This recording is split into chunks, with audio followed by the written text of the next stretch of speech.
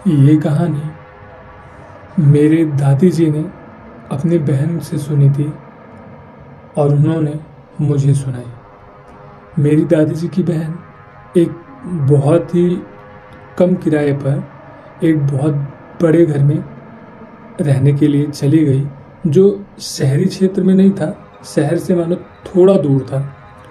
वो 2 मंजिला घर था, उसमें से उन्होंने 1 मंजिल किराए पर ले ली और वहीं दूसरी मंजिल पर एक बूढ़ी दादी जी रहती थी। पर जब तक वो लोग उस घर के अंदर नहीं गए थे तब तक तो सब ठीक था। और हाँ, उनके 2 बेटे थे। एक बार वो अपने रूम में सो रही थी तो उन्हें एक छोटे से बच्चे के बिल्कुल सॉफ्ट हाथ का टच अपने ऊपर महसूस हुआ। पहले तो उन्हें लगा कि शायद उनका बेटा ही है। फिर उन्हें बहुत जल्दी ये चीज़ याद आई कि वो तो बिस्तर पर अकेली ही सोई थी और उस कमरे में कोई और मौजूद भी नहीं था।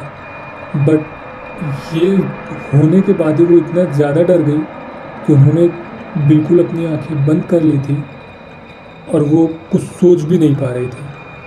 तभी उनका एक बच्चा बहुत तेज़ से चिल्लाया। वो कह रहा था कि उसके रूम में हर तरफ कॉकरोचेस ही कॉकरोचेस हैं। पर जब वहाँ पे उन्होंने जाके देखा तो वहाँ पे तो ऐसा कुछ भी नहीं था, बल्कि पूरा रूम बिल्कुल खाली था और वो दोनों ही बेबी थे। बस आधी रात के टाइम लालटेन बंद हो ही जाती थी एंड पूरा घर बिल्कुल काले अंधेरे रात की तरह रहता था। वहीं उस घर में एक बाथरूम था जिसके सिंक को कितनी भी बार ठीक कर लो, अगले दिन पाइप में कैसे न कैसे कोई ना कोई लीकेज हो जाती थी। इसके अलावा बहुत सारी चीज़ें ऐसी थी, चीज़ों का गायब हो जाना, कभी बर्तन, कभी कोई चीज़ लेके आना और उनका वापस से ना मिलना। मुझे समझ नहीं आ रहा था ये हो क्या रहा है। कहानी मुझे पूरी तरीके से तो याद नहीं है, पर जो है मैं बता रहा हूँ। वहीं उस घर में एक कमरा और था जो आमतौर पर बंद रहता था एंड उसे खोलने की परमिशन किसी के पास भी नहीं थी। हमें लगता था कि शायद कि मालिक का कुछ सामान रखा होगा, पर कभी कभी उस रूम से बहुत ही अजीब, बहुत ही क्रीपी साउंड्स, आवाज़ें आया करती थी। मुझे याद है जब मैं अपने घर वापस आ रही थी तो मुझे बस के पीछे एक बच्चे की जो शैडो होती है वो दौड़ती हुई दिखाई दे रही थी और उन्हें बहुत गहरा एहसास हुआ कि वो बस के अंदर ऐसे चढ़ा। एंड बाद में लोगों ने ये चीज़ बताई कि वो जो घर था उसमें सफाई करते समय कुछ लोगों को एक झरोखे में ह्यूमन जॉ या बोलो तो जबड़ा मिला।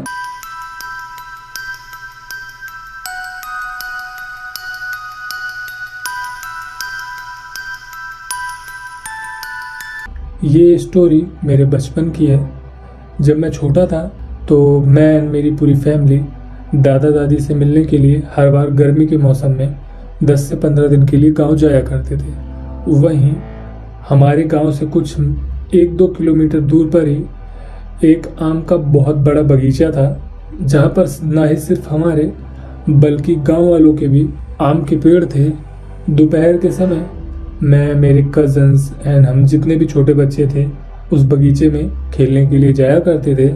एक दिन मैं अपने कज़न को ऐसे ही चिढ़ा रहा था कि तभी अचानक वो मेरी बातों से इरिटेट होकर बहुत ज़्यादा ही गुस्सा हो गया एंड वो मुझे मारने के लिए मेरे पीछे दौड़ा।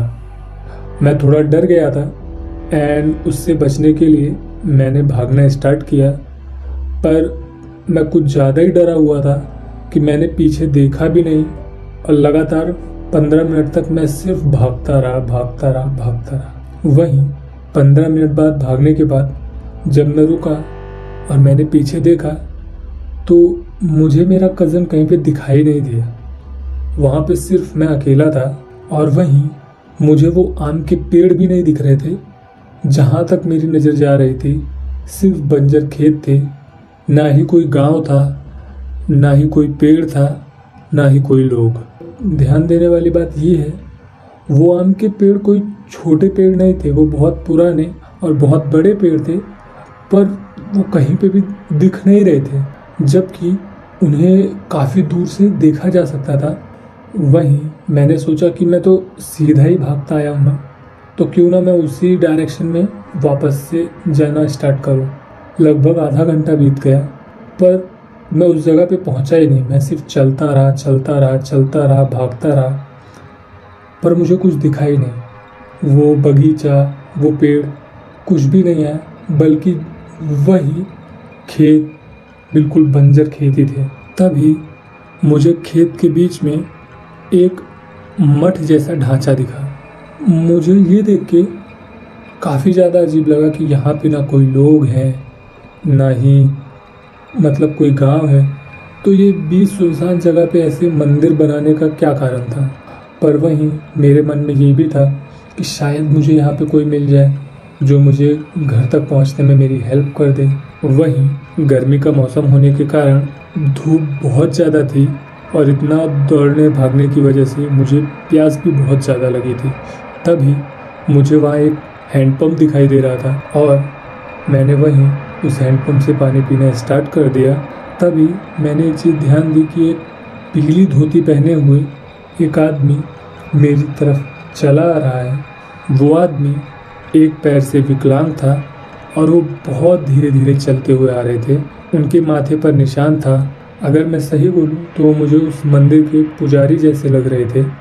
और तभी उन्होंने मेरे कंधे पे हाथ रख के मेरे से पूछा कि तुम कौन हो बबुआ। वहीं मैंने उन्हें अपना नाम बताया और वापस से पानी पीने लगा। तभी जब मैंने पीछे मुड़ के देखा तो वहाँ पे कोई भी नहीं था। अब मैं बहुत ज़्यादा डर गया था, क्योंकि वो एक पैर से विकलांग थे और वो अचानक से ऐसे कहीं गायब कैसे हो सकते थे। अब मुझे किसी भी दिशा का पता नहीं था, बट मैं इतना ज़्यादा डर गया था कि मैंने सिर्फ भागना स्टार्ट किया और मैं हनुमान चालीसा पढ़ रहा था। मेरी हालत बहुत ज़्यादा ख़राब थी, मैं पूरा रो रहा था। तभी अचानक से मुझे वापस से उसी तरीके का एक और ढांचा दिखा, जिसे देख के मैं बहुत ज़्यादा ही डर गया। पर ये पुराने वाले की तरह जर्जर नहीं था, ये उससे सही था। मेरी अंदर जाने की हिम्मत नहीं थी, पर बहुत सारा करेज करके मैं अंदर जैसे ही गया, मैंने देखा वहाँ पे कुछ लोग बैठे हुए हैं। उनसे मैंने अपने गांव का रास्ता पूछा तो उन्होंने मुझसे मेरे दादाजी का नाम पूछा। गांव छोटा होने की वजह से सभी एक दूसरे को जाना करते थे। उन्होंने मुझे मेरे घर का रास्ता बताया और जैसे ही मैं उधर से निकला, मुझे सब कुछ जाना पहचाना सा दिखाई देने लगा। मेरा घर करीब था, मुझे पता था कि मैं कहाँ हूँ और घर कैसे जाना है। रात को मैंने पूरी बात अपने दादाजी को बताई। उन्होंने मुझे बताया, बहुत समय पहले की बात है, एक यहाँ पर एक मठ हुआ करता था जिसमें एक विकलांग पुजारी था और वहाँ मठ में भगवान श्री कृष्ण की बहुत ही कीमती मूर्ति थी। एक दिन डकैतों ने पुजारी को मारकर उस मठ को लूट लिया था और वो मूर्ति भी वहाँ से ले गए। पर इस टाइम वहाँ पे कोई मठ नहीं है, सिर्फ आम के पेड़ हैं। बट मेरे लिए तो ये सब कुछ ज़्यादा ही डरावना था। मुझे कुछ समझ नहीं आ रहा था और ये सब बिल्कुल मिस्ट्री की तरह लग रहा था। और सबसे बड़ी बात ये थी कि आखिर मैंने पानी किस चीज़ में से पिया। मुझे अभी तक आज तक इस चीज़ के बारे में पता नहीं चला कि जब वहाँ पे अगर सिर्फ आम का पेड़ था, कोई मठ नहीं, तो आखिर मैंने पानी किस चीज़ से पिया, मैंने बातें किससे की।